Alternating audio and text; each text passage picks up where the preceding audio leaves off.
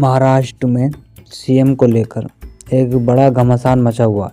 शिंदे की अनिच्छा, भाजपा की कैबिनेट में भूमिका की दुविधा और अजित पवार का दिमागी खेल। महाराष्ट्र सरकार गठन में देरी क्यों हो रही है? आखिर इसकी असली वजह क्या है? सीएम को लेकर असमंजस खत्म होने का नाम नहीं ले रहा। ऐसे में एक भाजपा नेता ने दावा किया कि महाराष्ट्र में महायुति की गठबंधन नई सरकार 5 दिसंबर को बनेगी। महाराष्ट्र के मुख्यमंत्री और कैबिनेट पदों की चर्चाओं के बीच एकनाथ शिंदे का अचानक सातारा में अपने पैर तक गांव जाना महायुति गठबंधन की एकता पर सवाल खड़े कर रहा है। शिंदे का दौरा उस दिन हुआ जब महायुति नेताओं की एक अहम बैठक होने वाली थी, जिसमें महाराष्ट्र का सरकार गठन से जुड़ी चर्चा होने की उम्मीद थी। हालांकि बैठक रद्द हो गई और रविवार को होने की उम्मीद है।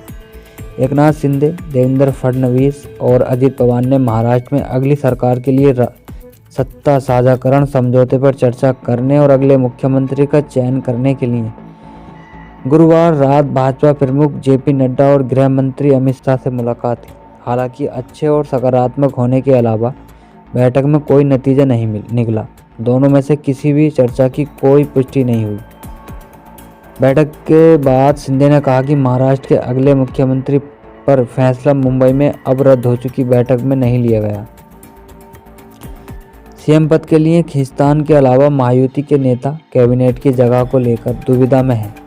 गुरुवार की बैठक के दौरान भाजपा ने कथित तौर पर शिंदे से उप मुख्यमंत्री पद लेने के लिए कहा और देवेंद्र फडणवीस को महाराष्ट्र के नए मुख्यमंत्री के रूप में पेश किया।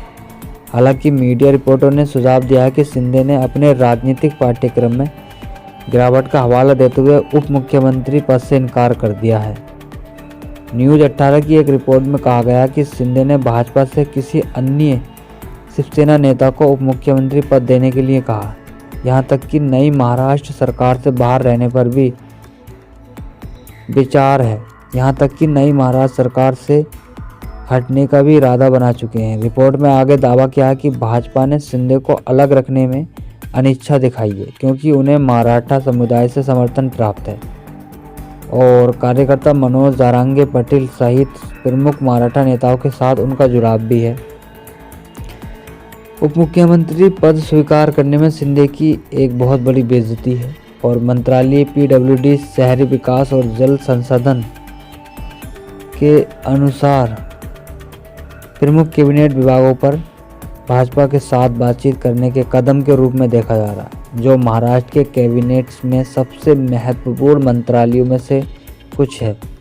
यदि स्वीकार किया जाता है तो यह भी विभाग शिंदे को महाराष्ट्र सरकार के कामकाज में ऊपरी हाथ देंगे, भले ही वह सीएम या डिप्टी सीएम ना हो। इस बीच भाजपा महाराष्ट्र सरकार में 20 से अधिक कैबिनेट पदों का बड़ा हिस्सा अपने पास रखने की इच्छुक है, जबकि 2 साझेदार एकनाथ शिंदे और अजित पवार को क्रम से 12 और 9 पद मिल सकते हैं। शिवसेना नेता संजय सिरसाट ने भी इस बात पर जोर दिया कि पार्टी को नई महाराष्ट्र सरकार में महत्वपूर्ण गृह विभाग मिलना चाहिए और दावा किया कि कार्यवाहक मुख्यमंत्री एकनाथ शिंदे को दरकिनार करने की कोशिश की जा रही है। सिरसाट ने पीटीआई के हवाले से कहा कि गृह विभाग पार्टी शिवसेना के पास होना चाहिए। यह विभाग आमतौर पर उप मुख्यमंत्री के पास होता है। अगर मुख्यमंत्री गृह विभाग का पक्ष करते हैं तो यह सही नहीं होगा। निवर्तमान सरकार में देवेंद्र फडणवीस के पास गृह विभाग है।